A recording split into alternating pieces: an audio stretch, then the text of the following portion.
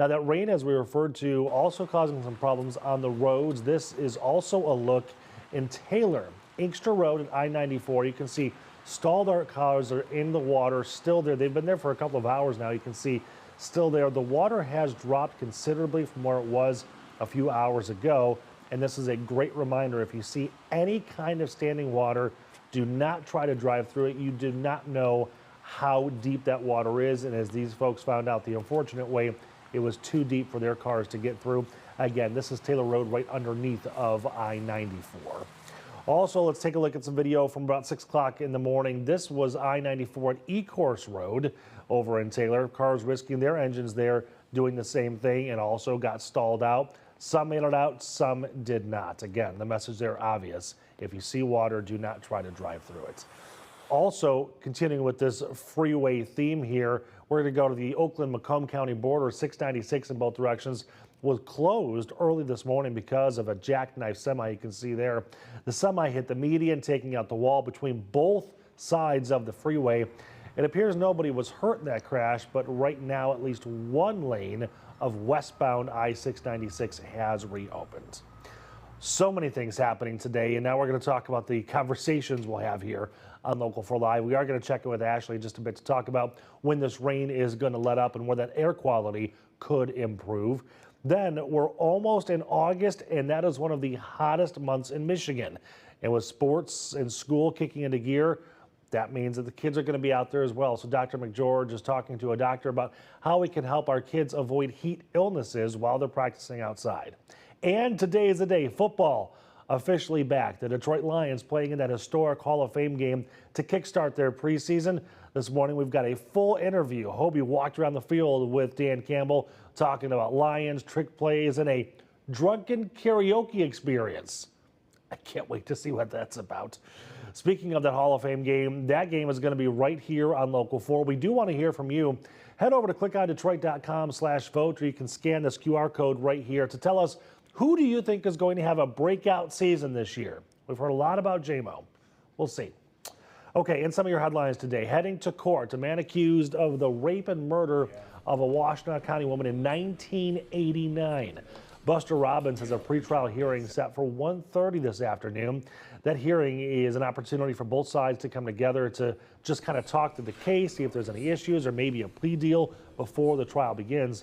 Prosecutors say in 1989, Beverly Wavell was abducted from her vehicle after dropping her son off at school. Her body was found shortly after in Superior Township. Robbins is also under investigation for other cases, including the 1990 murder of Paige Renkoski.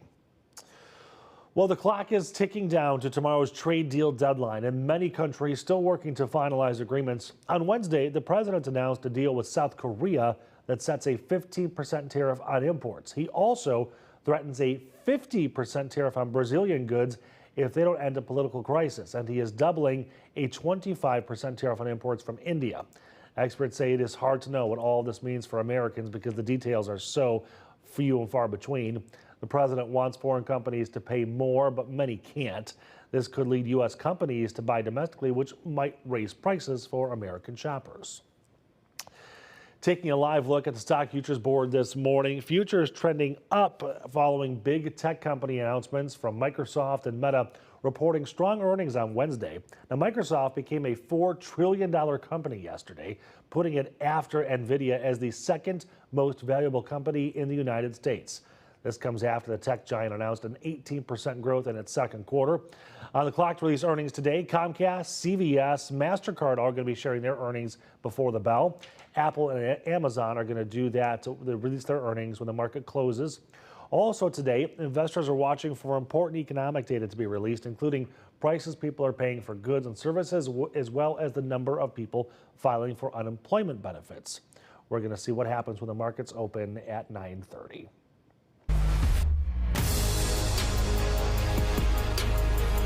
Well, as we mentioned, tonight is the night the NFL is back, and we get to see our Detroit Lions in action. Well, some of them, and this is actually the Hall of Fame game, not played at Ford Field as you're looking live there. In fact, the Lions are going to take on Jim Harbaugh and the Los Angeles Chargers at 8 o'clock right here on Local 4 in Canton, Ohio, at the Tom Benson Hall of Fame Stadium. That is a 3-hour and 20-minute drive from Detroit. And if you're thinking about making the trip, there are resale tickets available. In fact, at last check, we found the cheapest one, $75. Now, ahead of our game, we had Hobie with an exclusive interview with Coach Dan Campbell. They talked about everything from how training camp is going to working out the kinks with the new coordinators to Campbell's go-to karaoke song. Take a listen. To start off training camp, I mean, guys are popping without the pads on. You see guys chirping, but you have a veteran team too. What have you learned about this group over the last week or so that you didn't know already? Well, I don't know if I can say that I learned anything new. It's really what I'd expect, which is the standard, you know, and that's what our guys, you know, they think about, they live by, they practice by. And started in pads today, pulled them off because we'll have a physical day tomorrow. But I love the competition and the intensity. Every year in the NFL is a new year. People move on. But it's hard to ignore what you guys did last year. You kind of experienced both extremes in the NFL. Yeah. You have a lot of guys who are on that team coming back. What do you want them to take from last year heading into this one? Well, I think every year that you know you're getting better, but at the end of the day, you fell short of what your ultimate goal is to, man, you got to cherish every day. Everything that you've got, every opportunity to get better individually, but also as a team, man, you got to take that and you got to grow from it and learn from it. And it ought to mean more than it did before. Like so many guys, when you're a rookie, you don't know. And then your second year, you begin to get a feel, third year, and then the longer you go and you don't achieve that, man, you're hungry for it. And you know, you don't take it for granted, where sometimes when you're younger, you do. So I think that just helps your urgency, and I think that's where our group's at right now. A lot of guys have said that throughout training camp so far. So many people on the outside, though, want to magnify the changes. And granted, they are big, but you have a lot coming back, too. Yeah. Where do you think you guys are on offense right now with where you want to be, and what gives you most confidence that that group can stay right there in the NFL? Well, where we're at is day 7 of training camp. That's where we're at. And, you know, there's a lot of things we're doing that we've done before. They're similar. We're going to keep those because we're good at them. Our quarterback, our playmakers. And then there's some new things we want to do to give our guys a chance to make plays, man. Let our playmakers go. So there are some new concepts. So with new concepts and, you know, Johnny Moe's a little bit new here. And so just working through a few of the kinks between the staff, him, myself, with golf, the crew, that's natural and normal. And so it'll come when it comes, and all I know is we're getting better every day, and that's all that matters. Johnny said earlier today that the trick plays are staying. Oh, yeah. From your perspective, how fun is it to come up with those concepts to get these guys to try out? Yeah, we love them, man. That's part of who we are. I mean, we've been doing that since 21, since I got here, and I just think it's a little bit, that's part of our identity as well. You know, it's not our foundation. It's not, you know, what we lean on and because that's always going to be the run game. Everything starts with the run game, but that is certainly part of the explosiveness that we have, and really just the chess game. You know, it's something different for a defense you got to be ready for. It's got to be fun to create that stuff too, though. It is. No, it is. There's no doubt, man. When you can find one that you're like, all right, man, we get J-Mo on the perimeter or Leaf, or let one of our guys throw that is not golf. Sure, we saw that a lot of times last year. Yeah, they are fun. You got here 4.5 years ago, and you brought with you 4 letters, and it's on your hat right now. Yeah. Would you ever have imagined that grit would turn into what it has here in Detroit? Because you got the Tigers using the gritty Tigers. You go to the Pistons facility, they have grit on the wall. Yeah. I mean, what has it morphed into? No, well, no, I don't know. You take it because you just want our guys to believe that that's what we're going to be and that's who we are, and we've done that. And so, look, because at the end of the day, you know what it really is? It's about this, man. It's the intestinal fortitude and it's the mental toughness. Because if you have that, the physical will come. And so that's what we have. And yeah, man, I'm proud of us owning it and living by it, really. It's no secret that players like playing for you. But you've pretty much worn every single hat in the NFL that there is. Why do you think you're so relatable to these guys? I don't know. I mean, look, I'm always humbled by that. I hear that, and I don't take that for granted. And you know, all I know is I try to do what's best for these guys. And sometimes what's best for them are things they're not going to like, and those aren't always fun, but you got to do them. And so I just always want to be as honest as I can with them and just tell them the truth. And And also, if they need me, they can come up and talk to me about anything. Like, I don't get bent out of shape, and if I do, it's over quickly, you know? So, you know, I'm humbled by that, man. I want to earn the respect every day. Well, Hobie's chat with Dan Campbell is going to continue after our break. He is talking more football, his favorite podcast, and drunken karaoke. You want to stay around for this one. We'll be right back.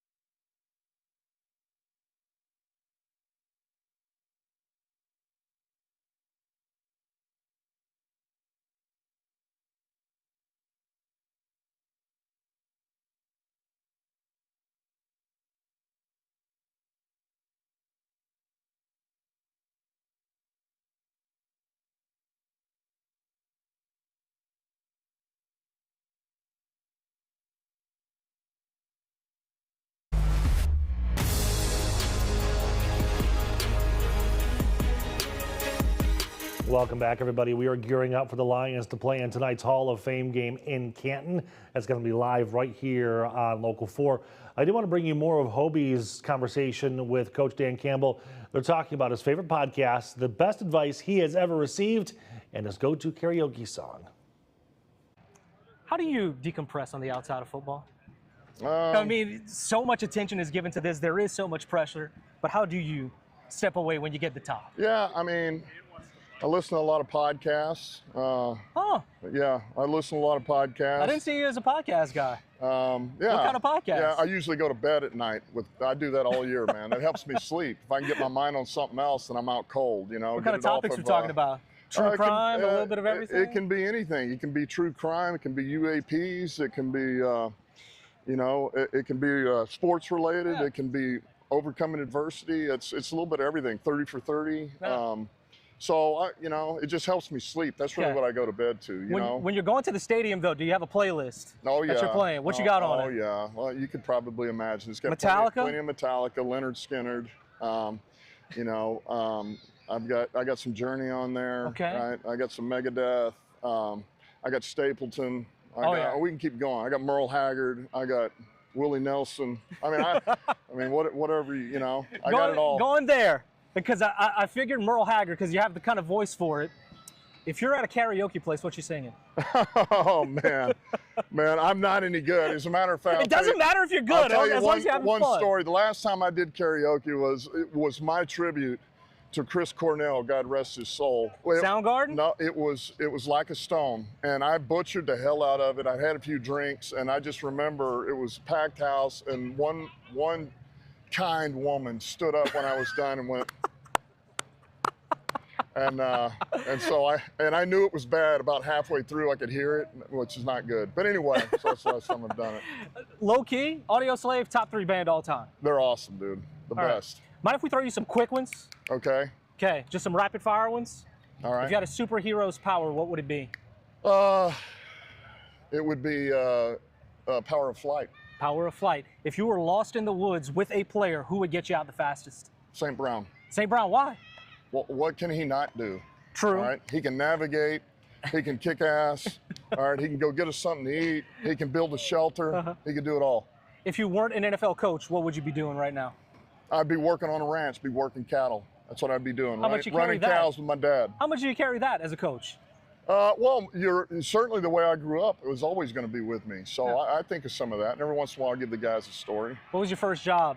Not being on the ranch. Well, yeah, I was going to say that was the first job. Probably, I guess, first official job was working in a fast food chicken place. All right, it was Casey's Chicken and Chili, Glen Rose, Texas. Yeah, I did that. Cleaned more chicken than you can imagine. Last one for you. What's the best advice you've ever received from someone? The best advice I ever received was, that's a good one. I don't know if I can say it. I just know this. Look, I had a coach one time tell me when I was real young, and I said I can't do it. I can't do it. And he said, you know what? You know that guy can't never did anything.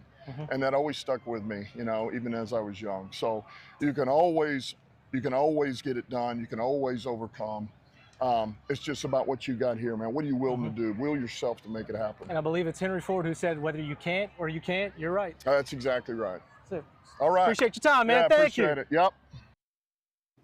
Slow clap for Coach Campbell. What an awesome interview. You can watch much more of that one-on-one from training camp and all of that tonight on Local 4 and Local 4 Plus, our Hall of Fame game pregame. That's a lot of rhyming there. Kicks off at 6:30. We're live in Canton. Then at 7, Football Night in America, where you can watch the Lions take on the Chargers. All of that followed by Local 4 at 11. I'll be right back.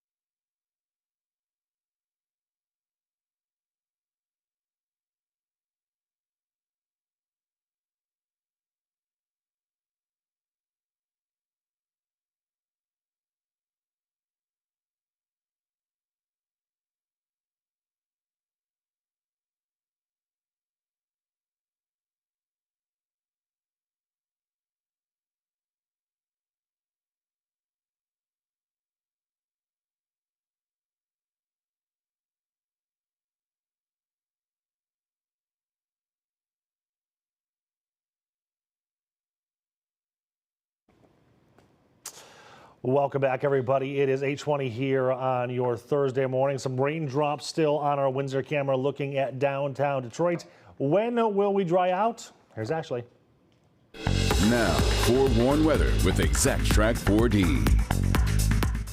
Well, we are tracking some big changes coming off of near 90-degree days, and now not just cooler, but we have some lingering rain that'll subside throughout the afternoon, but flooding still remains a concern in some spots. Air quality poor due to Canadian wildfire smoke. That cold front bringing that northeasterly wind, and of course that pulls in the air from the northwest. And so we do have that cooler stretch as we round out the week before returning back into the 80s next week. But let's talk about the danger of floods, because even though all the flood headlines have expired from yesterday's excessive rainfall, we still have standing water across portions of Metro Detroit. So that heavy rainfall can lead to rapid rising of the water in low-lying areas, and it might take some time in some spots to see that water recede. And so it only takes about 6 inches of water for a person to be swept away. So if you cannot tell how deep water is on the roads, you just want to turn around and avoid that area altogether. So rainfall totals were anywhere unofficially, these are radar indicated, from about 3 to 4.5 inches in the worst hit spots from yesterday evening through the morning. And that was mainly in the western edge of Wayne County, southern Oakland County, and eastern Washtenaw County. Record rainfall twice in 1 week at Metro Airport. That daily record for yesterday was 1.75 inches set back in 1915.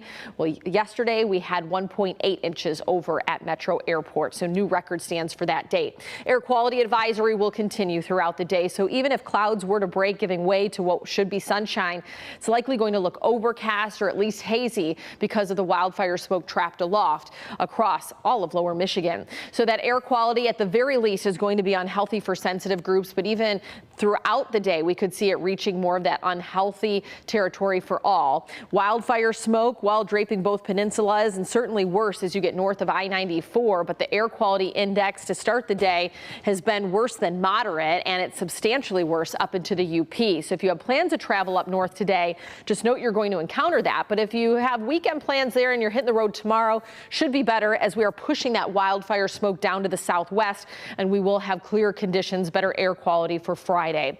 In the meantime, though, this is the coolest day of the week. We fall to highs in the mid 70s, which is about 10 degrees below average. But the lunch hour beyond, we should have some drier conditions. In fact, we'll break apart some of those clouds. So by 1:30, we might have just a lingering shower by the state line, but otherwise we do have some clear conditions from the cloud cover working their way in this evening, and we're going to take that into your Friday, Saturday, Sunday, and beyond. I mean, we are tracking a drier stretch of weather. Upper 70s tomorrow, but we're hovering right around 80 for the upcoming weekend. Comfortable, lower humidity. And then by early next week, those temperatures rise just a smidge, as we'll be in the mid 80s for the first half of the next work week.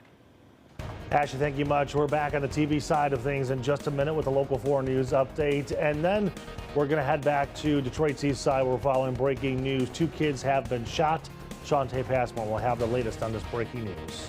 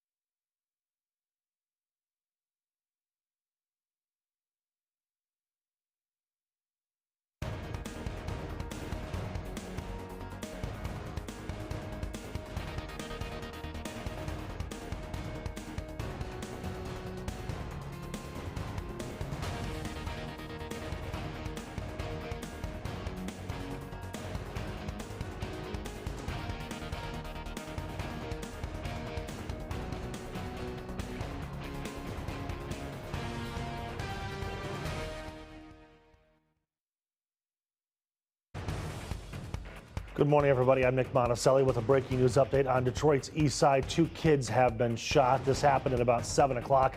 Police were sent to the area of Van Dyke and 6 Mile Road. We're trying to figure out what condition these kids are in and exactly what happened out there. Shante Passmore is there right now. She's going to bring us the latest coming up here on Local 4 Plus. Here's what else we have coming up on the Local 4 Plus. Keeping the kids safe while they're playing sports this summer.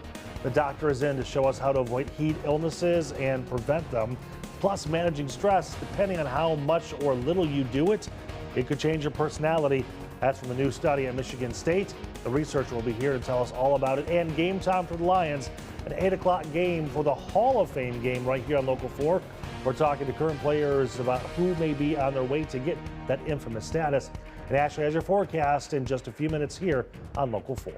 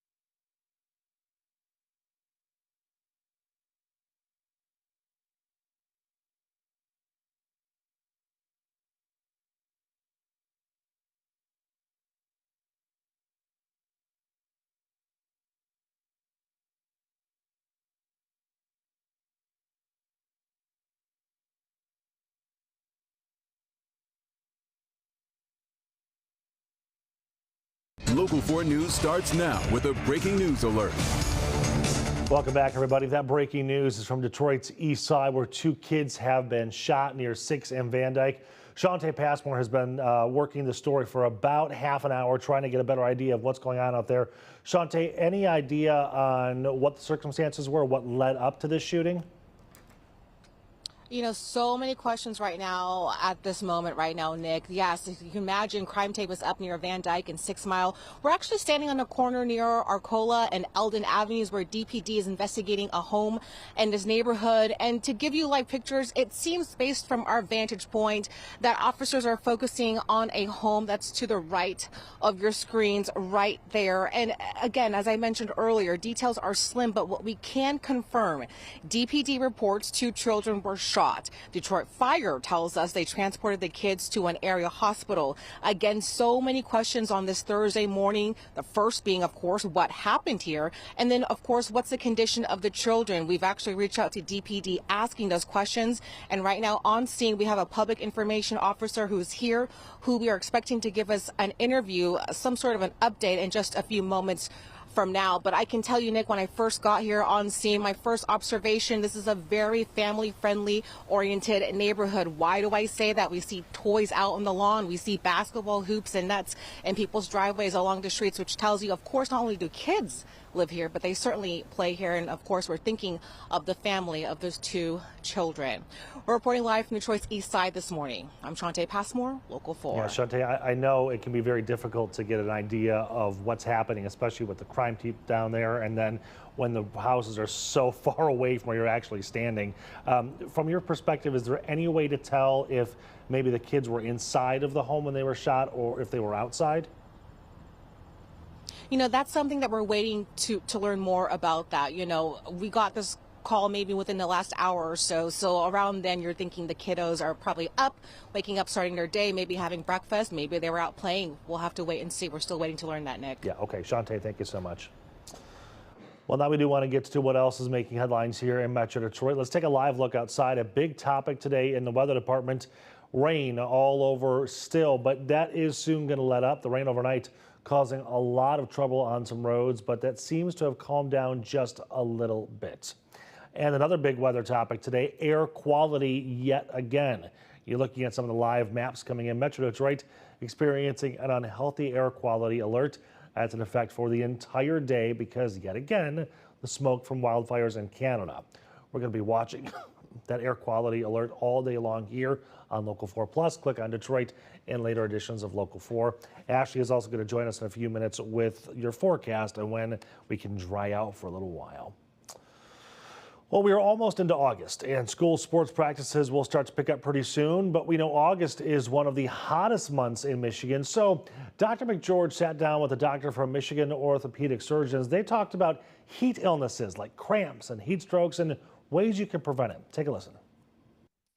Thanks so much. I'm joined by Dr. Joe Gettler. He's with Michigan Orthopedic Surgeons, and he is an orthopedic surgeon. Joe, thanks so much for doing this. I appreciate it. Thanks for having me, Frank. It's that time of year. It sure is. So specifically, we're talking about sports practices that are going to be coming up and outdoor camps right now, or sports camps. Talk about how kids should be thinking about the heat when they're in these situations. Well, 3 types of heat illness, first and foremost, they should know about. Heat cramps are common. They result in lack of hydration, and we see them all the time. As a matter of fact, when these football games start in late August and it's hot and humid on a Thursday or Friday night, we're going to be running out with the medical team and the athletic trainer many more times for cramps than injuries. Yeah. Number 2 is heat exhaustion. That's a little more severe. That's when you get cramping and fatigue. And finally, everybody should know about heat stroke, which is the number 2 leading cause of death in athletes. And that involves a medical emergency where the body's sweating mechanism actually shuts down and somebody could even die. So we need to know that heat illness can be a serious thing. And it is a spectrum that you described. I mean, people often get cramps and then develop heat exhaustion long before they develop heat stroke per se. So talk about, I guess, the symptoms that a child or an athlete should be aware of to know that something's going wrong. So cramping's pretty obvious. You're usually going to cramp in your calf or your leg. Heat exhaustion, which is the next level of seriousness, is actually when you're fatigued and you're cramping. And then heat stroke is when you're disoriented and you're dizzy and you're fatigued and your heart is racing. And that's when you really need to call 911. When someone is at the stage of heat exhaustion, what do you recommend they do so they can avoid getting to heat stroke? So in general, things to do to avoid all of this. First of all, you want to practice early in the morning or later in the day. You want to avoid the peak hours from like 12 to 4. Number 2, you want to take frequent breaks. Number 3, you want to wear light, porous, loose-fitting clothing so that you can breathe and sweat. And finally, and most importantly, hydration is incredibly important. You need to hydrate before, hydrate during, and hydrate after. And when we're talking hydration, we're not just talking water, we're also talking fluids and electrolytes. And that involves sports drinks. Sometimes we water them down some so that the sugar content is a little bit lower, but also fruits and things like bananas and oranges that contain electrolytes. Those are an important part of the equation so that you can avoid all of this stuff. In terms of sports, there's different uniform requirements. Are there some sports that are higher risk than others? Well, yeah, I think football's the biggie because that is not loose, light, porous clothing. There's layers and layers of undergarment and padding, and then the uniform itself and the helmet. And that's why we need to be especially cognizant in sports like football later on in August. In terms of other sports, there might be some sports that people don't think of as heat exhaustion or heat stroke risk. What are some other sports that you would consider risky? Well, I think running, I think soccer, other outdoor sports that involve a lot of running and cardio, especially in the sun and humidity, those patients are at higher risk. Is there anything that parents should be asking of the coaches or the staff at the practice or whatever in terms of what they're doing ahead of time and what should they be doing ahead of time to prevent these kinds of things? I think it all comes down to reinforcing the fact that the kids need to be hydrated, and they need to be hydrated before with both fluids and electrolytes. They need to be reminded constantly during a football game, during timeouts, and when a patient is on the sideline, they need to be sipping cool fluid, hopefully with some electrolytes in it. And once you're thirsty, it might be too late. Yeah. When someone develops heat cramps, I guess because they're so common, there's a lot of different ways to approach it. How do you approach heat cramps at the sideline? Well, heat cramps are easy. Stretching, give the patient a little time out and get them hydrated. That's easy. But when you suspect that something more is going on when a player is fatigued or disoriented, you need to, number one, get them to a cool place. That can even be a shaded tree or a cool room. Number 2, you got to peel off the layers and let them breathe. Number 3, you get fluids into them and onto them. And that can involve a cold towel, ice, or even an ice bath. And if you don't have an ice bath or a lot, you want to get the forehead, the chest, the armpits or axilla, and the groin, and really cool down that core temperature. And of course, if they're really out of it and they're headed in the wrong direction, call EMS. Yeah, you definitely want to actively cool them. It's not something that's just passive light fanning. You need to basically ice them down, make sure that they're being misted and actively getting cooled down, not just again something that's passive. Yeah, and if they're with it, you want to try to get fluids in them as well. Excellent. Any last thoughts here that we didn't talk about? That's it. I think you need to stay cool, stay hydrated, stay safe, and have a great rest of your summer and a great fall sports season. Dr. Joe Gettler, Michigan Orthopedic Surgeons, thanks so much for joining me today. Thanks, Frank. And our thanks to Dr. Frank McGeorge. A pretty good conversation there. We're going to take a short 90-second break. When we come back and look at some of our local headlines, plus a look in Washington, D.C. A lot of moving and shaking happening in the nation's capital ahead of that looming tariff deadline.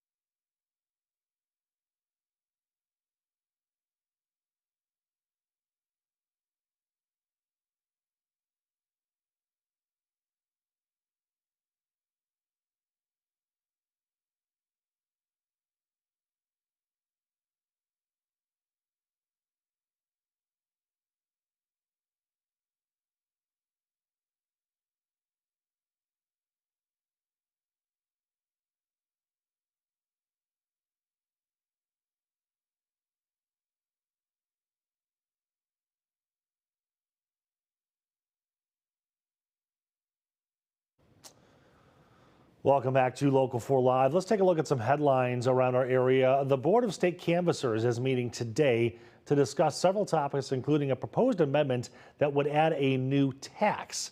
The proposed tax would charge an extra 5% on income over $1 million for couples and over $500,000 on individuals.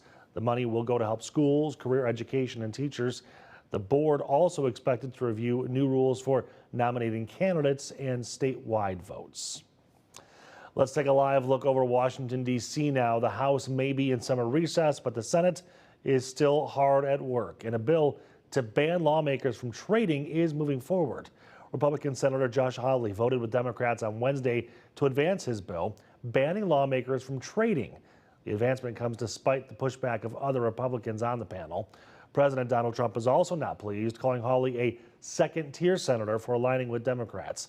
The bill clearing this Senate committee is on the latest sign of growing momentum for enacting a ban on the practice.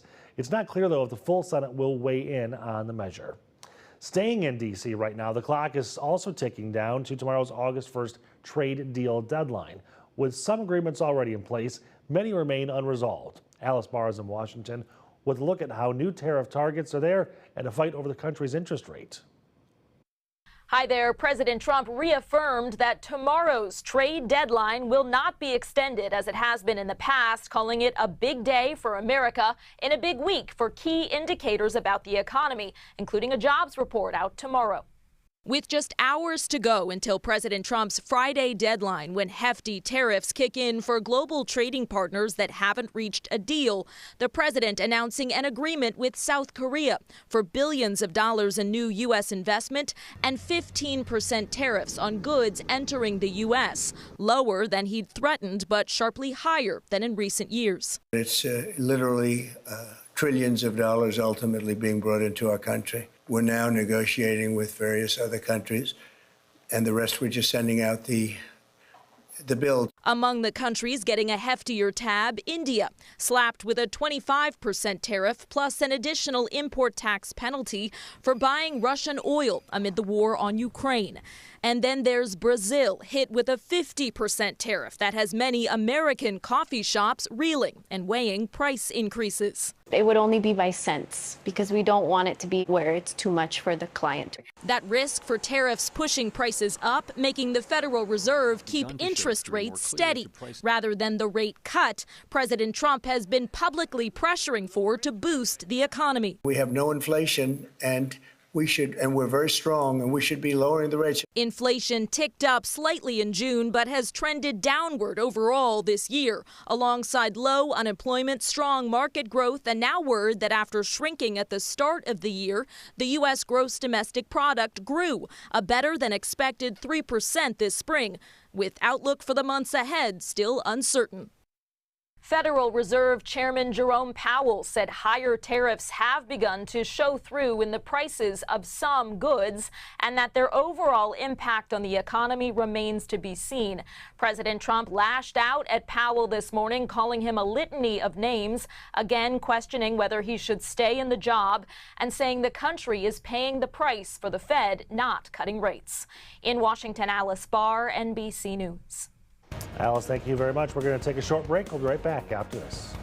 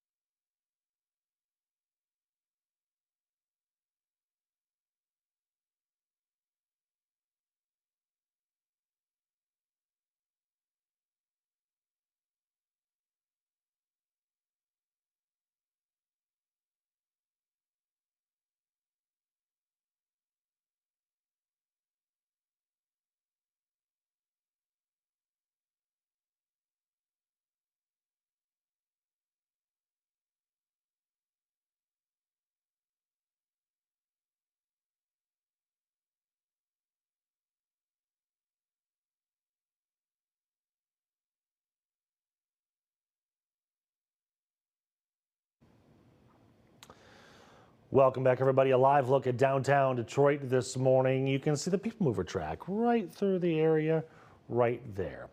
You know, we're going to talk to Ashley about the weather forecast as well because there's so much happening in our area. A lot of rain, a lot of air quality issues. What's going on, Ash?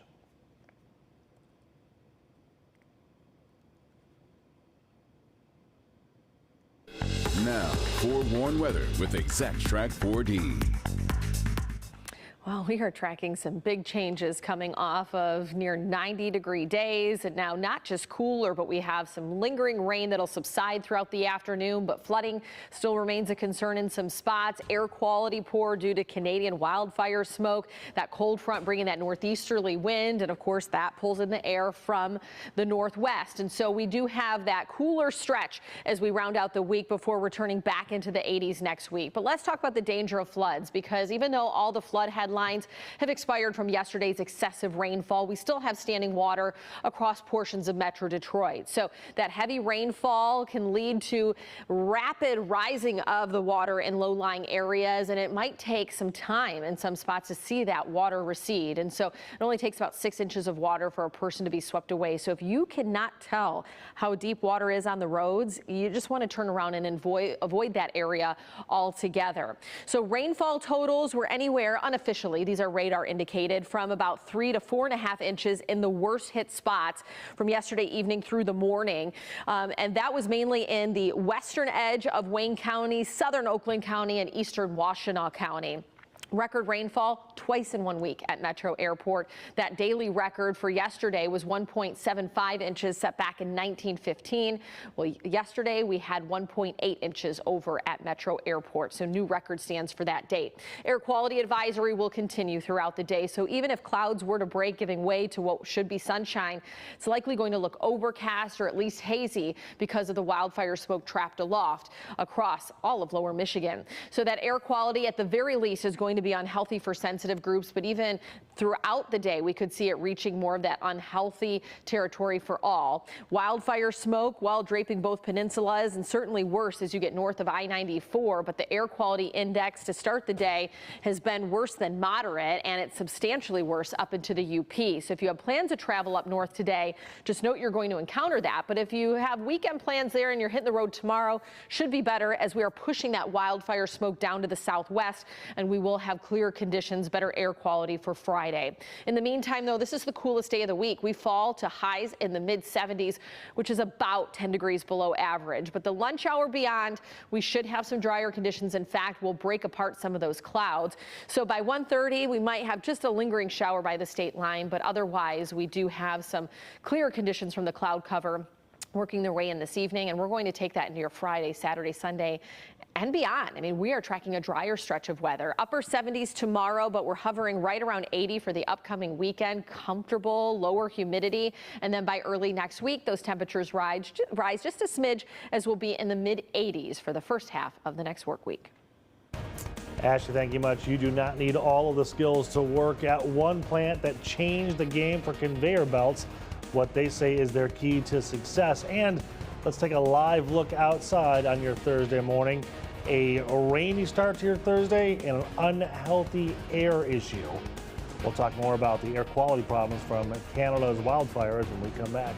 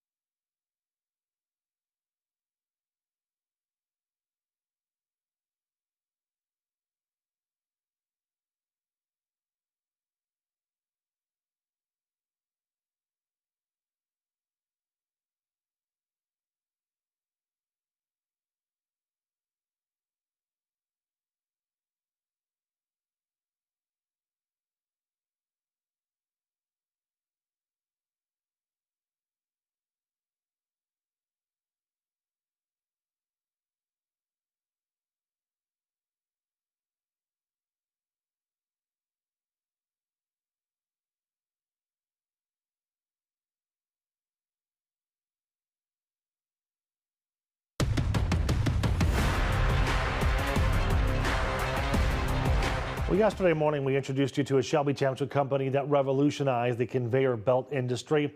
Vandergraaf celebrating 40 years of operations this year, but as any manufacturer will tell you, finding the right people to work in the plant is a challenge right now. So they are willing to train you if you have the right attitude. At Vandergraaf in Shelby Township, they have changed the conveyor belt industry, moving all the components inside the drum. It's more efficient, it's safer, and it doesn't break down as often. Our newest designs, they're 80,000 hours without maintenance, so it's about 12 years. So it's safe to use because nobody can get hurt on the outside. That is Alex Canaras, the president of VDG. He started the company 40 years ago in Canada and then moved a bulk of the operations to Shelby Township. Their systems are all over the globe in airports, food processing plants, coal mines, packaging facilities, and more. But like all manufacturers, they are looking for the right people to work on this floor. And here, they're much more concerned about work ethic and personality than skills. Anybody who is willing to be trained and he wants to work. Okay. So what we like to do is we hire them for attitude and train them for skill. So if I'm a guy who has zero experience in this industry, but I have a great personality, a good work ethic. I'll train you. Really? Yeah. And that's the people we're looking for. VDG has 200 employees doing a variety of jobs. On the floor, it's mainly manual labor or computer and robotic work, but in an industry few know much about. That's why they're willing to train almost anyone. Jason Canaras is the manufacturing operations manager. He says they'll even retrain people. When you do come across, let's say, the skilled trades, tool and die workers, people like that, are you more apt to want to hire them and then give them the right training so they can do the jobs you need? Yeah, they have to have the foundation.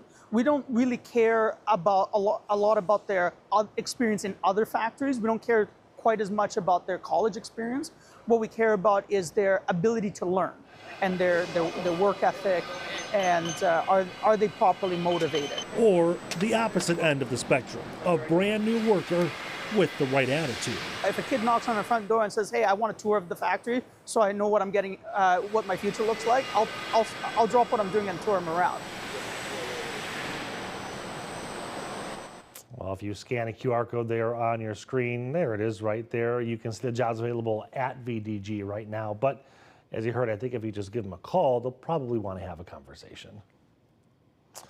Well, so much more coming up in our next hour of Local 4 Live. Coming up, we're going to get an update from Shantae on that police investigation on the east side. 2 children shot, taken to a hospital. We'll try to understand exactly what happened. And then grab some pizza, grab a cold one, because the NFL is back. Football on Thursday, preseason action. Detroit Lions against the Chargers. We're going to hear from a representative of the Pro Football Hall of Fame who has some insight on a few current players who may be on their way to Hall of Fame status. And then we're going to talk to an expert on a recent study from Michigan State that found how managing your stress could make you more extroverted. More news and weather in the next hour. Stay with us on Local 4 Live.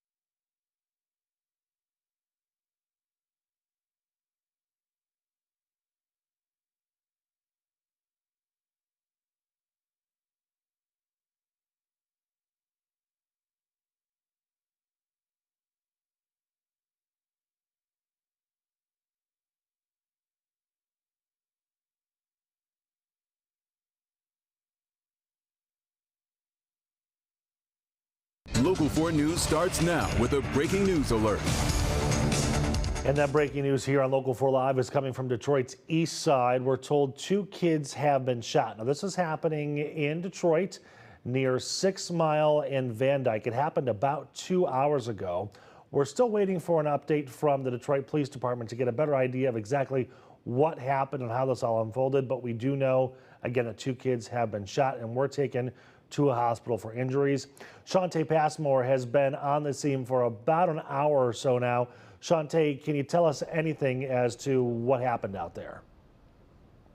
Well, Nick, I can tell you, as you just touched on moments ago, yes, we are waiting for police to give us an update within the next 5 to 10 minutes. We've been told by the police department. We're actually standing on the corner of Arcola and Eldon Avenues, where DPD is investigating a home in this neighborhood. And based on our observation, it appears that detectives are focused on a home to the right of your screens there.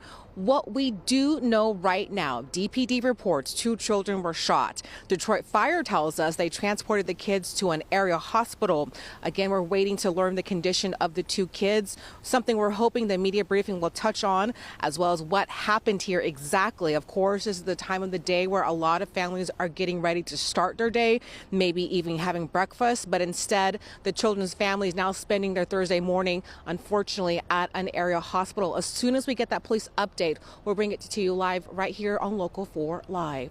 Reporting live from Detroit's east side this morning, I'm Shantae Passmore, Local 4. Shantae, I couldn't tell, and I'm pretty sure Mason is the photographer working with you right now. It appeared there were some evidence technicians collecting something in the road. Can we zoom in past you and see if they're still working back there and see what they might be working on? Sure. Hey, Mason, do you mind zooming in to see if they were canvassing some evidence out on the streets? Yeah, we do have quite a bit of people gathered. They seem to be talking. I think this is where the PIO is getting more information before he briefs the media, so that could be partly it. But as you see, I see right there, they're laying down the evidence markers right there, live as we speak. Yeah. So some things that we heard earlier, that this could have been a situation where shots were fired from the street into the home. I know that's something that we're still waiting for police to talk more about and see if that actually is true or not. But as you can see, that technician laying down multiple evidence markers live right now.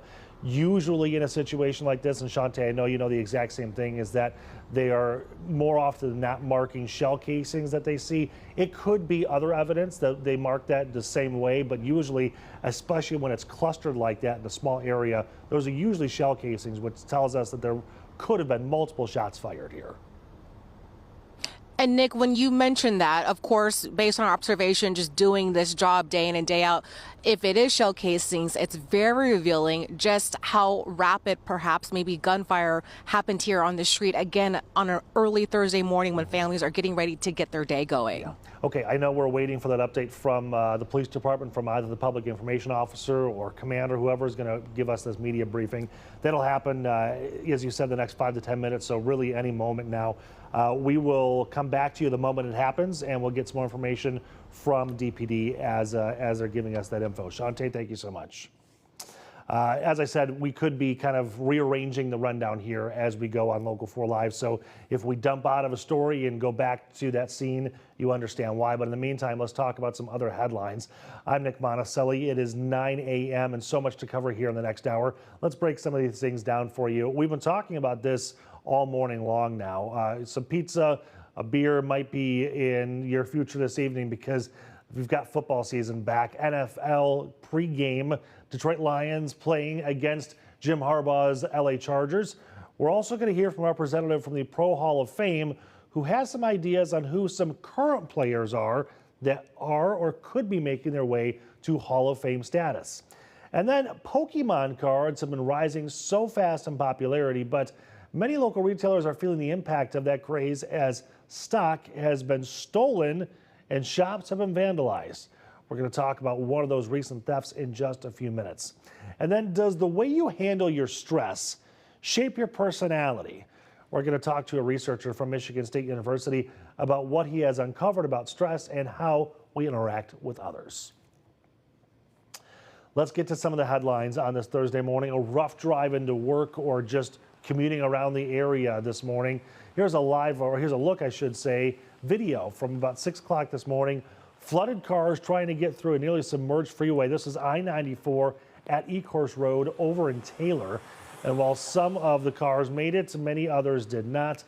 We're going to stay on top of this as flooding continues to be a concern throughout the day and how it might impact you getting around. Meanwhile, also on the freeway this morning, 696 was closed in both directions because of this jackknife semi.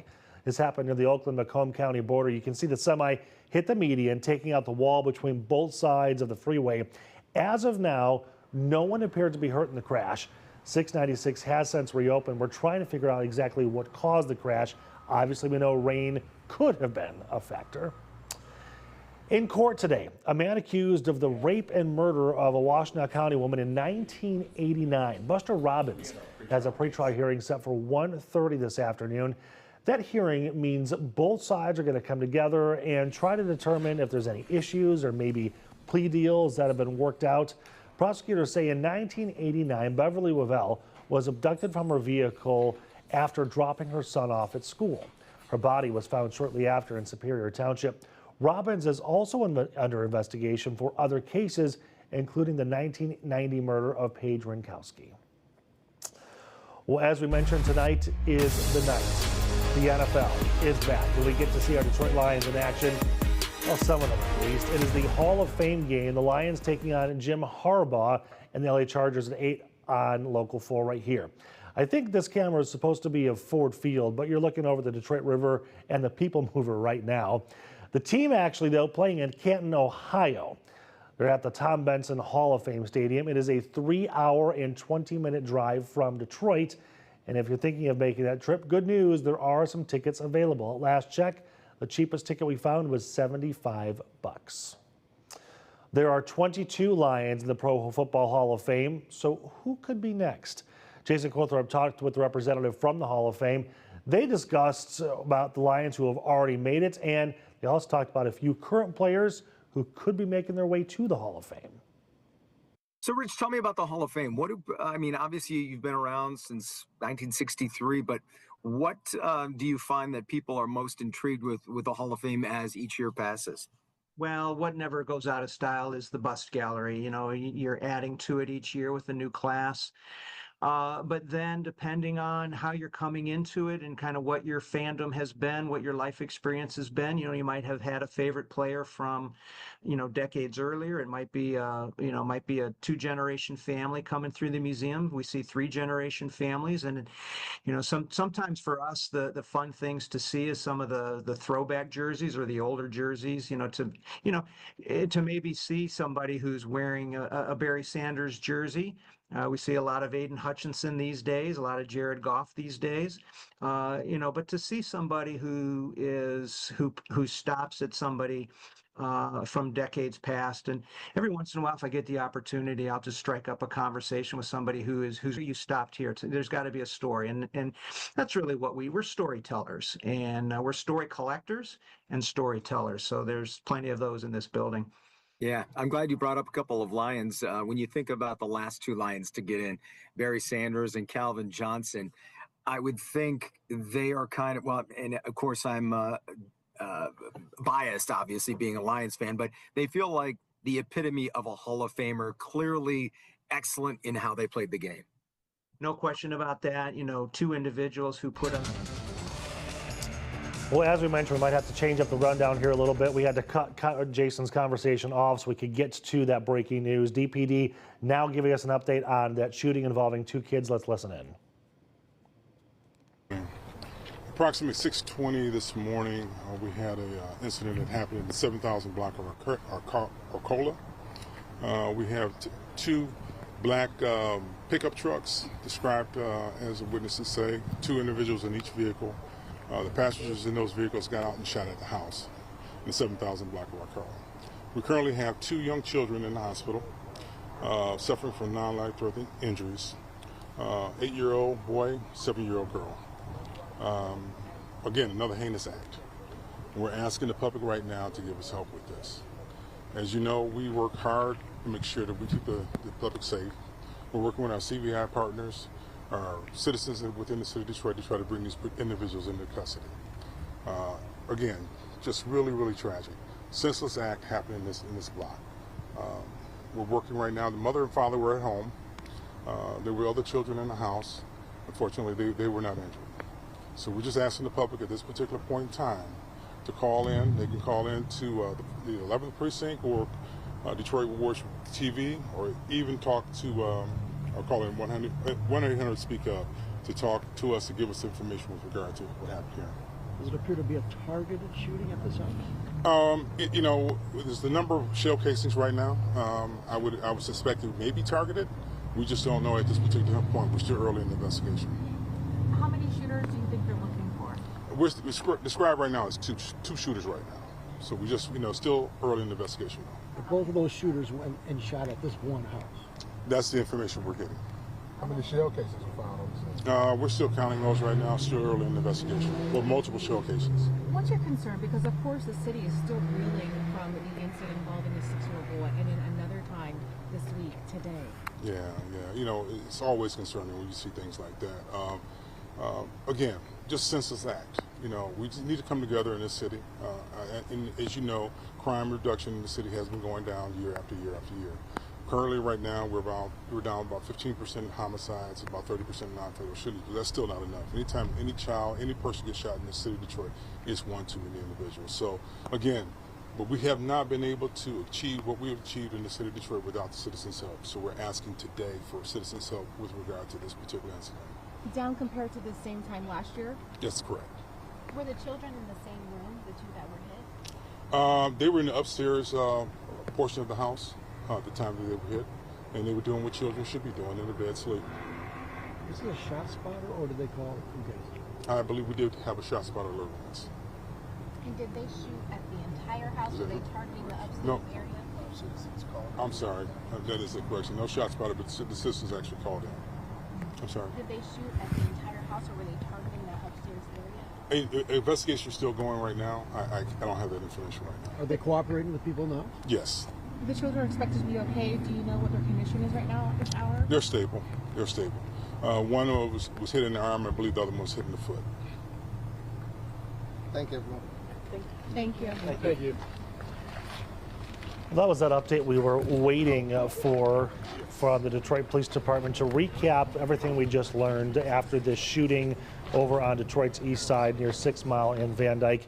It was 6:20 in the morning when two black pickup trucks pulled up to a home over on Arkelo Street, and two shooters got out of those pickup trucks and started shooting at and into the home. Inside of the home, a mom, dad, 8-year-old boy, a 7-year-old girl, and other kids. The 8-year-old and 7-year-old were both shot. They have non-life-threatening injuries. They were shot in the arm and the foot. I'm not sure which injury goes to which child, but again, it was an 8-year-old boy and a 7-year-old girl. The officer there is just saying that they're both, they have non-life-threatening injuries and they are already in stable condition. They were upstairs sleeping when the shooters started attacking this home. We don't know why the house was targeted. That's something that the Detroit Police Department is investigating right now. Based on the number of shell casings kind of situated in one area on the street right in front of the home, it's quite obvious that the home was targeted with those two shooters shooting into it. And it sounds like they may have been just kind of spraying the house all over, maybe not just targeting the upstairs, but that's also something that we're waiting for confirmation on as the investigation continues. But again, you've got the 8-year-old boy, a 7-year-old girl, both shot in this attack. I highly doubt the kids were the targets in this. Who knows in this day and age, but that's something that we also need to hear from the Detroit Police Department on. But again, the house was targeted. 2 little kids were shot. They are going to be okay. We're going to take a short break here on Local 4 Live to kind of gain our composure and put the show back together. We'll be back in about 90 seconds.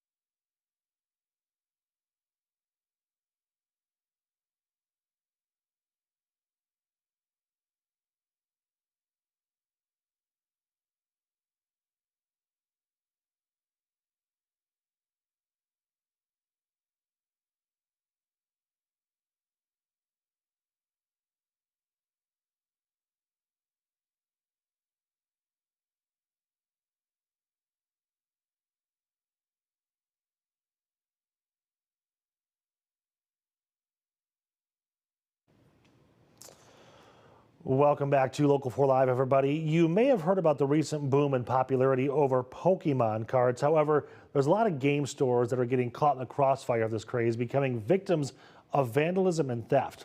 One of them being a Sterling Heights card shop. First edition finds, they say a thief got away with more than $50,000 in Pokemon cards. They're now offering a reward for anyone that helps find that person responsible. J. Scott Smith talked to the owner of that card shop.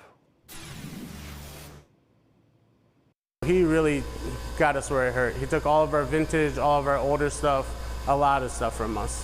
Jonathan Gappy loves Pokemon cards. You kind of like, Pokemon was like our first like emotion and love. Like we grew attached to a lot of these characters, so I think that stuck with a lot of us and still does to this day. So much so that when he opened first edition finds in Sterling Heights a couple of months ago, he pictured the store being a space where kids of all ages could trade and pull cards as well as play games. A lot of these cards are first ever printed from base sets, base set Team Rocket Unlimited, first editions, so it's heartbreaking. The trouble started when he got an alert on his phone telling him a thief had broken into his store just after midnight last night. Surveillance footage showing the thieves smashing their way into the store and then immediately smashing display cases and stuffing hundreds of high-grade Pokemon cards into a bag. He knew exactly what he was going for. He reached for our most valuable items. He took the things that were going to hurt us the most and that he knew he was going to get the most value out of. The cards, many of them in mint condition and some more than 20 years old, valued at more than $50,000. Now, the reason they're valued so high is because, just like baseball cards, they are graded based on such things as rarity, condition, and popularity. Jonathan says the hardest part is that most of these cards were part of his personal collection that he either pulled as a child or pulled with his daughter. I honestly felt defeated. The amount of time that me and my wife have put into this, just building it up, it's really only been us two and a couple close friends that really have helped us get to where we're at. So it was a lot of emotional damage. Now, Jonathan told me that this business is not simply a business for him, it's also a passion as well as a hobby. And in the couple of months they've opened up, he's already seen the community come together, and he's hoping they come together again. He's offering a $15,000 reward for information on whoever did this to his business. We're in Sterling Heights. I'm J. Scott Smith for Local 4.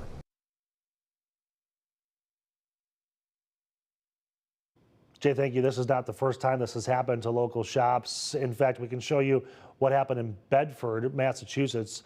They're recovering after someone say they broke into a local card shop and stole a whole lot. Experts say the rough value of the take there was about $100,000. There's a 24-year-old accused of robbing the place you can see here. They were charged with 6 counts of receiving stolen property. Well, coming up next, Ashley is going to have your forecast talking about air quality and if we get to dry out anytime soon. That's next on Local 4 Live.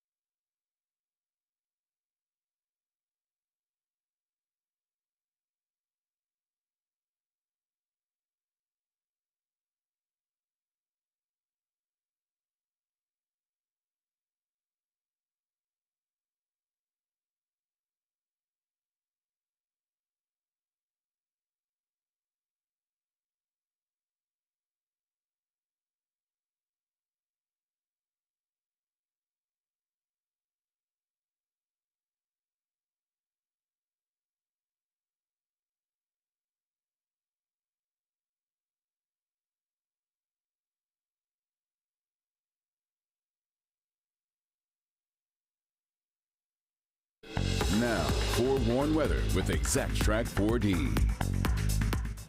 Well, we are tracking some big changes coming off of near 90-degree days, and now not just cooler, but we have some lingering rain that'll subside throughout the afternoon, but flooding still remains a concern in some spots. Air quality poor due to Canadian wildfire smoke. That cold front bringing that northeasterly wind, and of course that pulls in the air from the northwest. And so we do have that cooler stretch as we round out the week before returning back into the 80s next week. But let's talk about the danger of floods, because even though all the flood headlines have expired from yesterday's excessive rainfall, we still have standing water across portions of Metro Detroit. So that heavy rainfall can lead to rapid rising of the water in low-lying areas, and it might take some time in some spots to see that water recede. And so it only takes about 6 inches of water for a person to be swept away. So if you cannot tell how deep water is on the roads, you just want to turn around and avoid that area altogether. So rainfall totals were anywhere unofficially, these are radar indicated, from about 3 to 4.5 inches in the worst hit spots from yesterday evening through the morning. And that was mainly in the western edge of Wayne County, southern Oakland County, and eastern Washtenaw County. Record rainfall twice in 1 week at Metro Airport. That daily record for yesterday was 1.75 inches set back in 1915. Well, yesterday we had 1.8 inches over at Metro Airport, so new record stands for that date. Air quality advisory will continue throughout the day, so even if clouds were to break, giving way to what should be sunshine, it's likely going to look overcast or at least hazy because of the wildfire smoke trapped aloft across all of lower Michigan. So that air quality at the very least is going to be unhealthy for sensitive groups, but even throughout the day we could see it reaching more of that unhealthy territory for all. Wildfire smoke while draping both peninsulas, and certainly worse as you get north of I-94, but the air quality index to start the day has been worse than moderate, and it's substantially worse up into the UP. So if you have plans to travel up north today, just note you're going to encounter that. But if you have weekend plans there and you're hitting the road tomorrow, should be better as we are pushing that wildfire smoke down to the southwest, and we will have clear conditions, better air quality for Friday. In the meantime, though, this is the coolest day of the week. We fall to highs in the mid 70s, which is about 10 degrees below average. But the lunch hour beyond, we should have some drier conditions. In fact, we'll break apart some of those clouds. So by 1:30, we might have just a lingering shower by the state line, but otherwise we do have some clear conditions from the cloud cover working their way in this evening, and we're going to take that into your Friday, Saturday, Sunday, and beyond. I mean, we are tracking a drier stretch of weather. Upper 70s tomorrow, but we're hovering right around 80 for the upcoming weekend. Comfortable, lower humidity. And then by early next week, those temperatures rise just a smidge, as we'll be in the mid 80s for the first half of the next work week.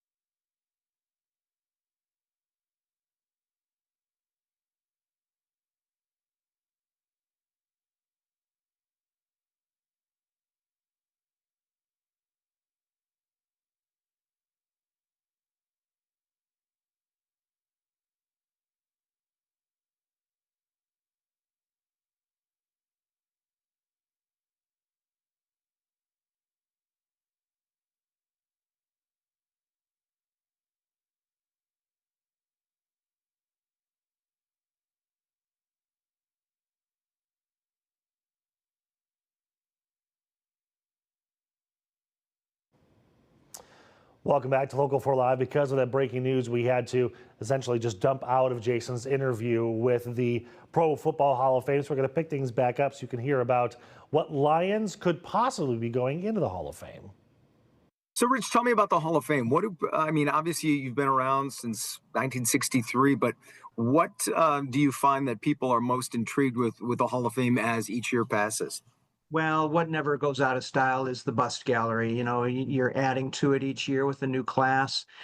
But then, depending on how you're coming into it and kind of what your fandom has been, what your life experience has been, you know, you might have had a favorite player from, you know, decades earlier. It might be, might be a two-generation family coming through the museum. We see three-generation families, and you know, sometimes for us, the fun things to see is some of the throwback jerseys or the older jerseys. To maybe see somebody who's wearing a Barry Sanders jersey.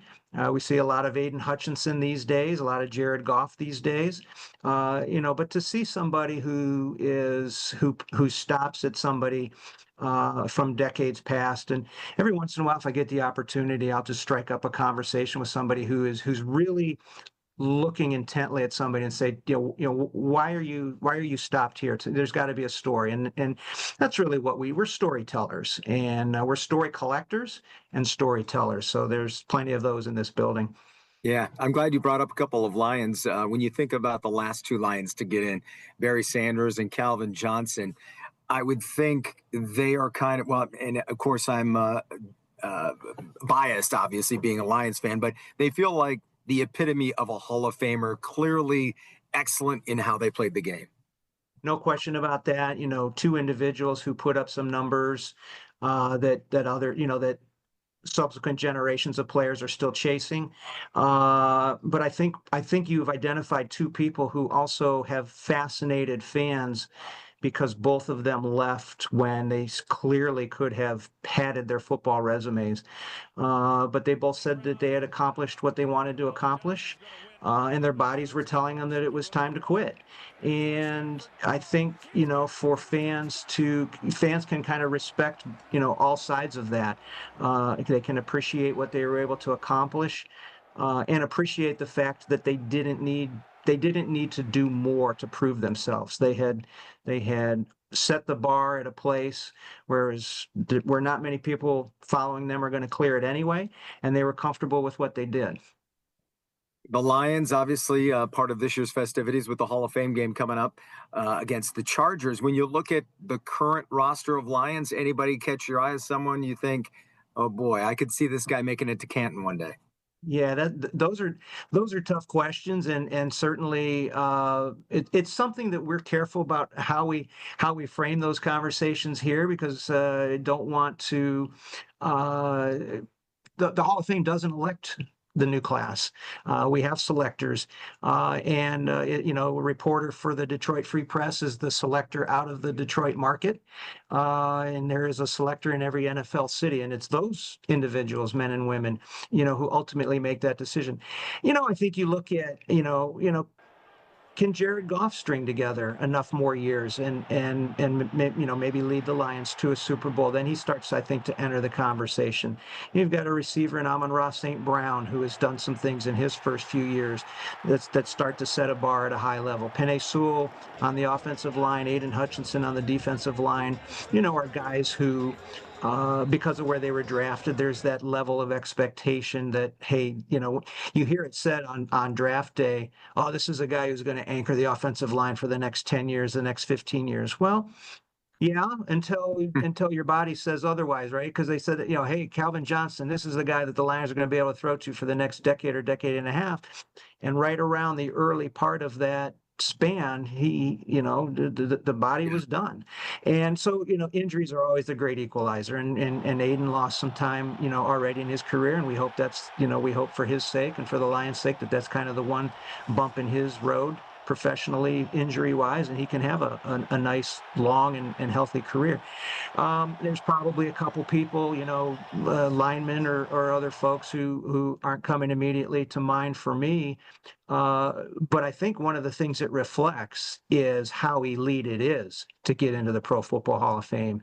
And of the roughly 30,000 people who have been on an NFL roster since the game began, you're looking at, with the inclusion of this year's class, 382 who have a gold jacket. You know, like you said, people like Calvin Johnson, Barry Sanders, Charlie Sanders, Joe Schmidt, whose passing, wasn't too long ago, and somebody that the Hall of Fame then kind of gets to re-celebrate, and the great Lions teams from the 50s, and to kind of never let our challenge, our job, our role, our function is to hopefully never let those memories completely fade away. And as opportunities present themselves, like with the Lions playing in the game this year, talk about, people like Joe Schmidt or Doak Walker, from some of those great Lions teams, and remind people that, yeah, there was some very lean years in Lions history, but also a time when, they were kings, they were king of the mountain. Yeah, I'm glad you're bringing up some of the great Lions of old, including one of them who was in the inaugural class, Dutch Clark. Talk to me just a little bit about Dutch Clark and his legacy and what he brought to the game. It was interesting. I saw somebody not too long ago who was wearing a Lions branded hat, and it had 1934 on it. So the Detroit team can trace the Lions team, and the Detroit part of that can trace its history to 1934, but it predates, and they came from Portsmouth, Ohio. And, the Portsmouth Spartans were a solid team in the early days of professional football. And Dutch Clark, from the backfield positions and the way the game was played, then he moved around a little bit. We've even had some debate in the museum about what's the best way to identify him. Was he a tailback? Was he a quarterback? And I think the answer is yes. And, and it was that versatility and his ability to perform well in the way the game was played in that era. The durability, the statistical accomplishments that he had, and the durability that he showed, and the ability to lead a team to a championship were all things that contributed to him being somebody who rose to a level that he was part of that inaugural class. It was 17 members in 1963 when the hall opened, and from what I'm told, it was pretty easy to pick many of those first 17, and very easy to make sure that Dutch Clark was part of it. Well, you can catch all of our conversation with the Pro Football Hall of Fame and our coverage in Canton, Ohio, right here on Local 4. Our pregame kicks off at 6:30, featuring interviews with Coach Dan Campbell, the coordinators, and then more at 7. It's Football Night in America, when you can watch the Lions take on the LA Chargers. All of that followed by Local 4 News at 11. And I am curious. I want to get you involved in this conversation. Who do you think is going to have a breakout season this year? If you've got an opinion, I'm sure you do, head over to clickondetroit.com/vote, or you can scan the QR code right there. Right there. I'm no good at this. Ashley is much better at this whole thing. There it is, right there. Scan the QR code. Let us know what you think. We're going to read some of your answers at the end of our show. When we come back, we're going to talk to an expert from the school's Department of Psychology over at Michigan State, who says the amount of stress you might have could be a factor in your social life.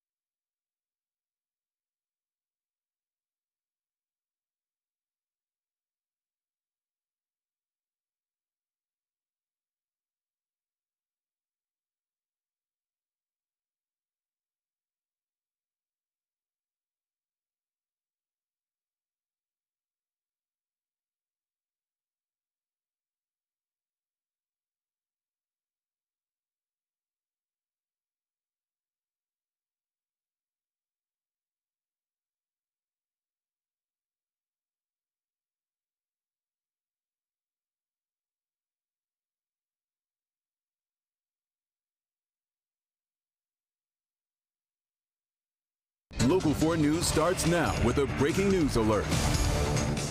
We want to get you back out to breaking news. We've been following here on Local 4 Live. 2 kids shot on Detroit's east side. Police are still working the scene near a home, at a home near 6 in Van Dyke. We just had an update from DPD. Shantae Passmore has a little more on what we know. Hey, Shantae. Hey, Nick, as you just already touched on, we just got that update from police, and there's quite a bit to unpack. As you can imagine, at this hour, the investigation still very active near Arcola and Eldon Avenues. And on your screens right there, as we push in just slightly, you can see there are multiple evidence markers because DPD tells us there are several shell casings. New information into our newsroom right now. The 2 kids who are shot include an 8-year-old boy and 7-year-old girl who were doing what any child would be doing early in the morning. That's sleeping upstairs. We're told the shooters hit one of the kids in the arm, the other in the foot. It's not clear which child received which injuries. And right now, have a listen to how Detroit police laid out what happened here early this morning.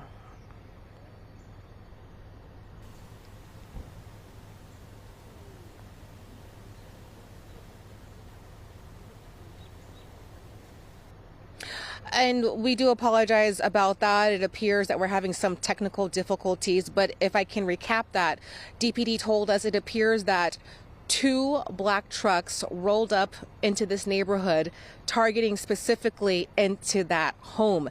Investigators say they believe that they are looking for 2 shooters. Right now, DPD couldn't confirm to us whether this is targeted. That's all, of course, part of the investigation. But if you know anything about this case, Nick, police, they want to hear from you. Reporting live from Detroit's east side, I'm Shantae Passmore, Local 4. Yeah, Shantae, it's one of those things. I was kind of surprised by one of the other reporters out there who asked, do you think this is a targeted attack? Well, obviously, of course, they're targeting the home. We don't know who they were targeting, but it's quite apparent they were shooting at that home.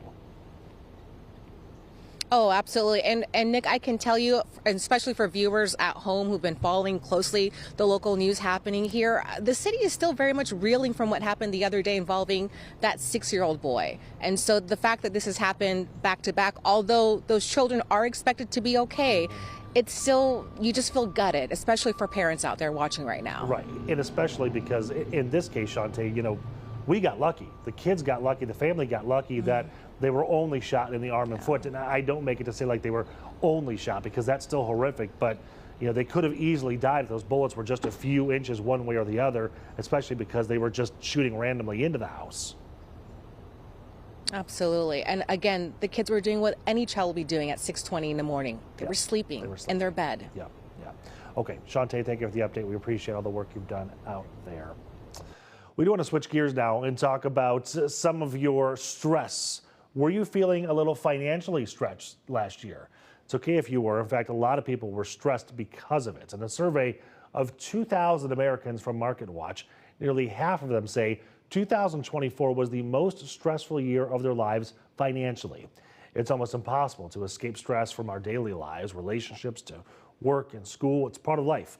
Researchers over at Michigan State University know that too. In fact, a recent study from them found managing your stress can make you more extroverted. More than 2,000 people filled out daily diaries for 18 years. Researchers then looked at how people dealt with daily stress and how their personality changed over 20 years. Now that also means the worse you manage your stress, the more introverted and closed off you become to new experiences.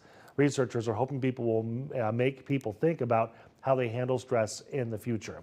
Joining us live right now is Bill Jopik. He's the lead author on the study and associate professor over at Michigan State. Thank you so much for joining us here. First of all, I'm amazed the study spanned 18 years. You must have had an unbelievable amount of data to pour over.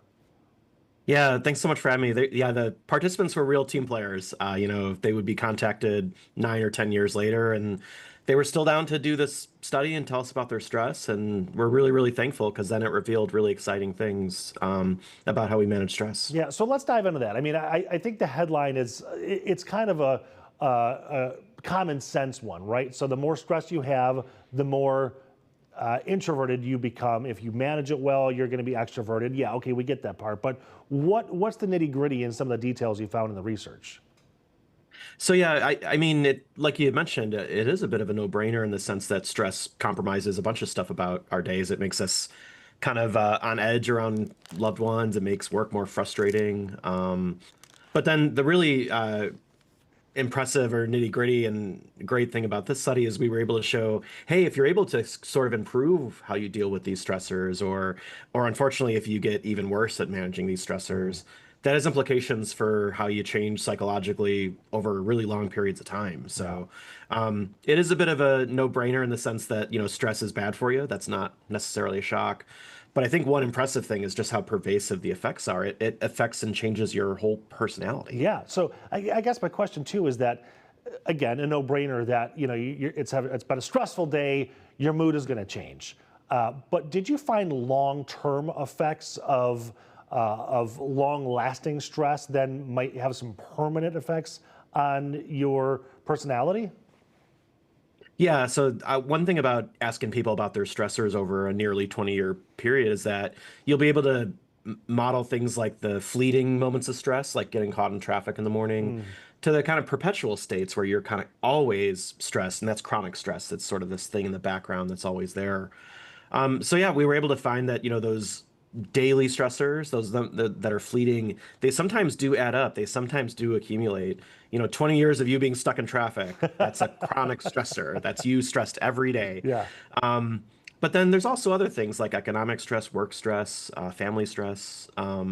So those things trickle up and potentially become more chronic. And then exposure to those is what's causing these personality changes, we think. So did the study find anything in terms of what you can do about this? Because obviously those daily caught in traffic stress, that is what it is. Like, unless you know the great detour, that's going to happen. But some of these longer term things, are there things that we can do to mitigate some of this? Which again, sounds like common sense, but it's a daily reality. We do have to deal with this every single day. Yeah, I mean, sometimes stress is good. It motivates us to improve our lives, focus on the things that are important. Also, some of the greatest accomplishments in life are just very stressful. So, you can't really avoid stress entirely, but in terms of getting better and improving it, there's a few different things researchers have found. So, one thing that they found is that over time across your lifespan, you just get better and you learn how to manage it more. But there are a few obvious things. So literally avoiding stressful situations to begin with, that's really helpful. So like you said, the great detour or other things you can do to basically prevent you from being exposed to it. But then more generally taking a more distance perspective on the stress, having a perspective that, this is fleeting, the universe isn't conspiring against you, the fact that you can navigate these things and life will be okay. Over time, people get better at that across the lifespan. Sometimes it's from introspection, like you working on dealing with it yourself. Yeah. Sometimes it comes from being supported by the people around you, which is another source and way of reducing stress across the lifespan, is investing in your close relationships. Did you find anything interesting among different age ranges? Did age bring wisdom and things that you knew how to cope or deal with your stress better? Yeah, so it wasn't a massive focus of this study because we actually followed people over a huge stretch of their life. But there's a lot of literature showing that as people approach older adulthood, they're less attentive towards negative stimuli and more attentive towards positive things like smiling faces, happy news, just the wonders and beauty of life every day. So there's a sense in which older adults can sometimes manage stress better, partially because they've led a whole life where they've had to manage these things and they got better. So that's one finding with respect to age that we've seen in a bunch, that older adults are kind of equipped with these tools to manage their stress. Yeah, and it's just things you've learned along your life.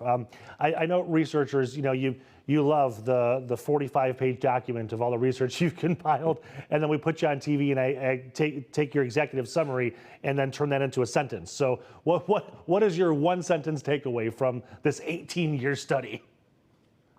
Yeah, I'll try to not bore everybody with the long details, but in general, I think it's really empowering to show that, if you were to be able to manage your stress on a daily basis, it leads to a lot of really positive things. So yeah, you're more outgoing. That's what you had mentioned, but also you're a nicer person. You're more open-minded. You're more likely to consider other people's perspectives if you're not constantly bogged down by this stress. So I think there's this temptation to say, oh yeah, you should avoid stress. That's obvious. But I think the study is useful in showing just how important it is to try to do that, or at least come up with ways of managing it, because over the long term, it could turn you into a different person. Interesting. Interesting. Yeah. Okay. Nicer and more open-minded. I think you might have to go visit some corporations and maybe some newsrooms too. Will do. All right, Bill, thank you so much for your time this morning. We appreciate you. Yeah, thanks so much. Take care. Well, the stock market opened about 15 minutes ago. I'm doing mental math here. I'm a journalist, not a mathematician, not a researcher. We'll talk about the sharp rebounds we're seeing this morning as some of your headlines continue. We'll be right back.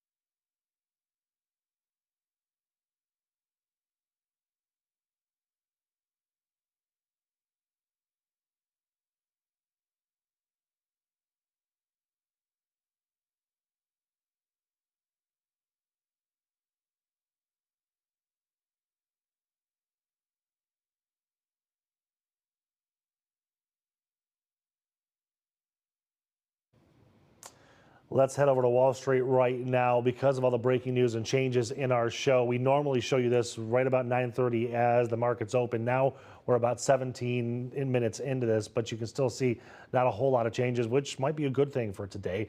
All of this coming off the heels of yesterday's close, a bit of a mixed close. The Dow and the S&P 500 posted some modest losses, down 0.4 and 0.12%. However, the NASDAQ actually gained 0.2%. Now to an update to a breaking news story we had for you yesterday morning. We're still waiting to see what kind of charges could be filed by the Wayne County prosecutor against a driver in a deadly crash on Gratiot. Detroit police say the driver was speeding near French Road, then crashed into a building. 2 people died, 2 others got hurt, including the driver, who is now in police custody. We're now told the victims are family members. And now an update to a story we actually brought you yesterday as well. Arkansas State Police say a man has been arrested in connection with the deaths of a couple that was hiking at a state park. Police say a 28-year-old is facing 2 counts of capital murder. This is coming after investigators found 2 parents dead over the weekend on a walking trail in Devil's Den State Park. Police have not said how they were killed. The couple was hiking with their 2 young daughters. The daughters were not hurt. A new study is showing American support for Israel's military actions in Gaza is dropping. A poll by CNN this week found that just 32% of U.S. adults support Israel's military actions. That is a record low since the war was launched in response to the Hamas October 2023 terror attack.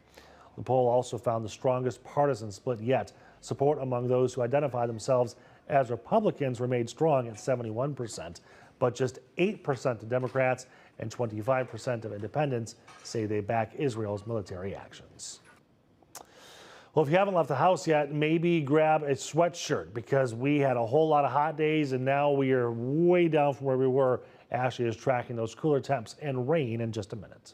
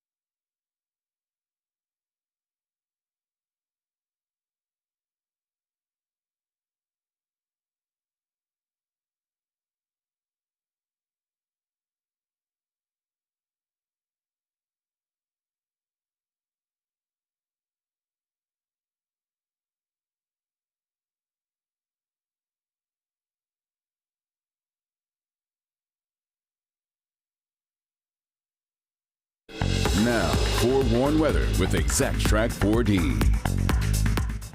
Well, we are tracking some big changes coming off of near 90-degree days, and now not just cooler, but we have some lingering rain that'll subside throughout the afternoon, but flooding still remains a concern in some spots. Air quality poor due to Canadian wildfire smoke, that cold front bringing that northeasterly wind, and of course that pulls in the air from the northwest. And so we do have that cooler stretch as we round out the week before returning back into the 80s next week. But let's talk about the danger of floods, because even though all the flood headlines have expired from yesterday's excessive rainfall, we still have standing water across portions of Metro Detroit. So that heavy rainfall can lead to rapid rising of the water in low-lying areas, and it might take some time in some spots to see that water recede. And so it only takes about 6 inches of water for a person to be swept away. So if you cannot tell how deep water is on the roads, you just want to turn around and avoid that area altogether.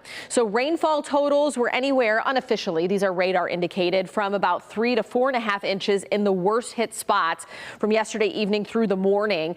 And that was mainly in the western edge of Wayne County, southern Oakland County, and eastern Washtenaw County. Record rainfall twice in 1 week at Metro Airport. That daily record for yesterday was 1.75 inches, set back in 1915.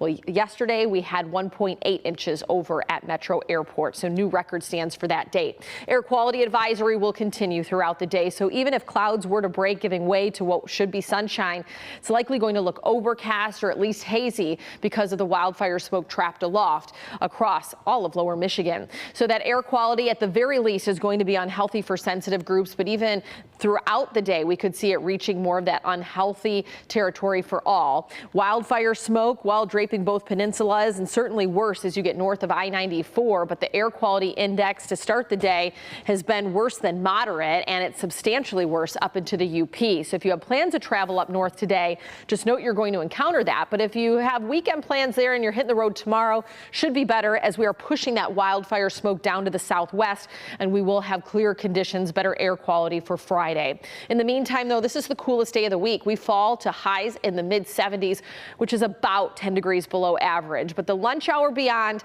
we should have some drier conditions. In fact, we'll break apart some of those clouds. So by 1:30, we might have just a lingering shower by the state line, but otherwise we do have some clear conditions from the cloud cover working their way in this evening, and we're going to take that into your Friday, Saturday, Sunday, and beyond. I mean, we are tracking a drier stretch of weather. Upper 70s tomorrow, but we're hovering right around 80 for the upcoming weekend. Comfortable, lower humidity. And then by early next week, those temperatures rise just a smidge, as we'll be in the mid 80s for the first half of the next work week. Well, it is definitely a unusual diet, but when we come back, we're getting into some national stories, including a man whose diet involves solely one major food chain. I'll give you a hint, they're closed on Sundays.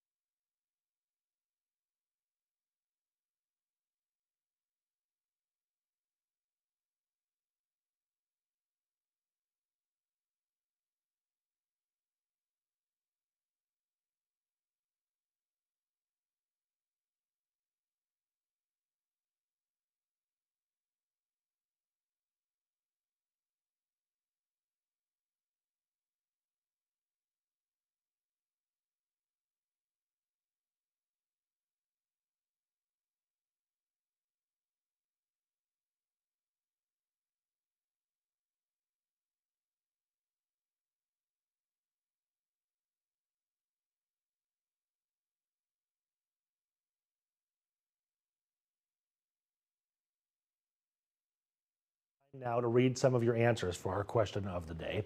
Who do you think is going to be a breakout for this Detroit Lions year season? Let's get some answers. Jervis Canty from Detroit says, Gibbs is the man for the season. Go Lions. And Maggie from Detroit also says, well, that's what Jervis said. Maggie says, Hutch. His injury sidelined him last year, and now he is out for revenge this season. Let's go Lions. I kind of agree. I think he's got a lot to give us this season. Okay, pay attention to this. Crazy story. 28-year-old Pennsylvania man is celebrating 5 years of eating at Chick-fil-A every day, except for Sundays when they're closed. Chick-fil-A has become a constant in this man's life, from birthdays to graduations. He loves it so much, he collects handmade memorabilia and official merch. He even got a tattoo. The streak and obsession, I guess, of this part didn't start until I graduated from school, came back home. I got a job working building conveyors, and it was like 2 miles away from a Chick-fil-A. So I was like, wow, I've been there like 2 months. I guess I'll just keep on going.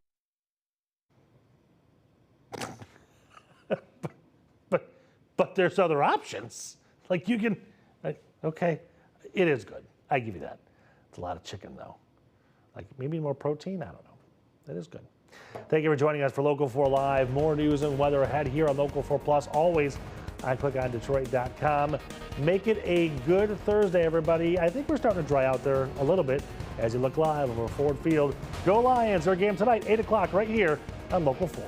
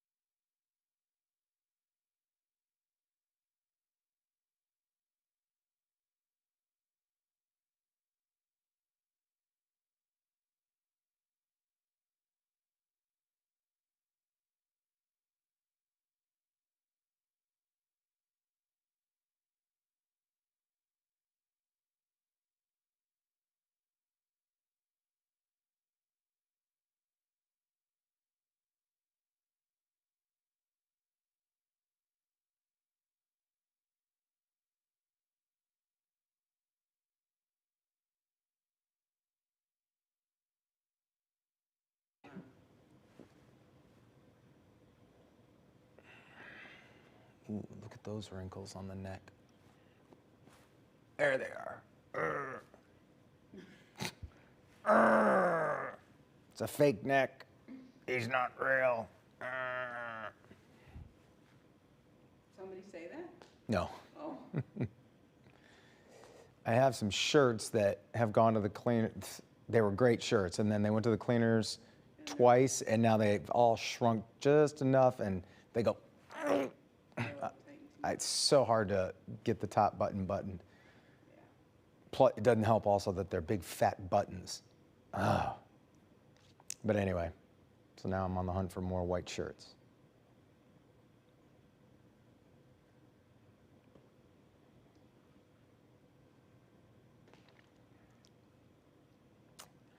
La-di-di. Am I walking during this? Yeah, I must be if they have a picture over there. All right, stand by.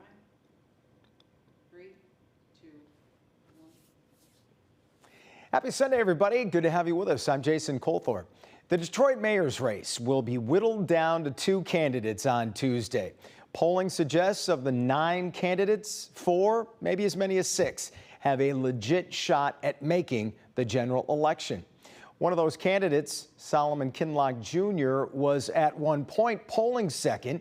Then last week, his 1993 arrest for assault against his then wife resurfaced. Coincidental timing, to be sure. Mary Sheffield has pulled well ahead of the field, but has not been taking that for granted by blasting the airwaves recently with campaign ads. Does she have that spot locked up? If so, who's poised to nab the second spot? Is it Sontil Jenkins, James Craig, and what about the wild cards, Todd Perkins and Fred Durhal III? We've assembled a top-notch panel to discuss the mayor's race and more. So let's ask them right now on Flashpoint.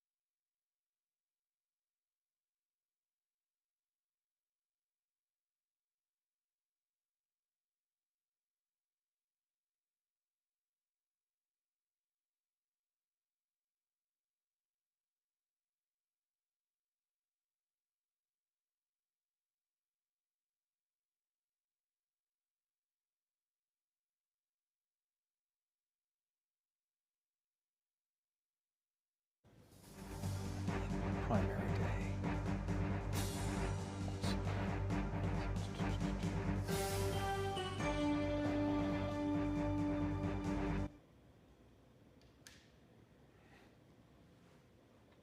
Okay, and 30 seconds.